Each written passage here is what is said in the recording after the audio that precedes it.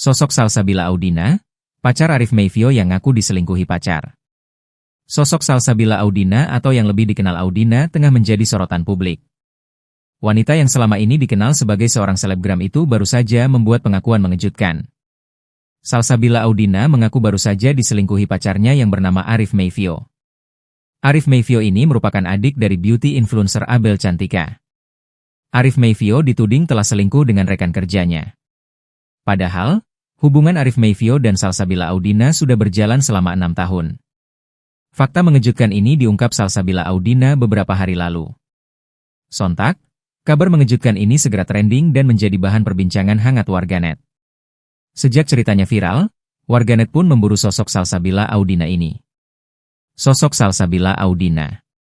Salsabila Audina adalah seorang influencer atau selebgram yang juga merupakan seorang pebisnis muda. Ia diketahui merupakan pemilik dari restoran Staple Bones Noms di Tebet, Jakarta Selatan.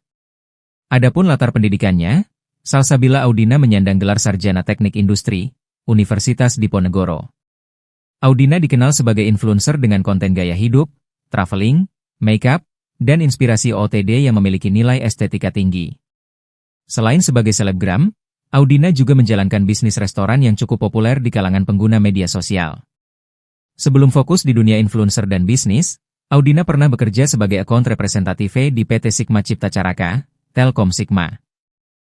Di tengah karirnya yang gemilang di dunia konten, Salsabila Audina disorot usai mengaku diselingkuhi pacarnya.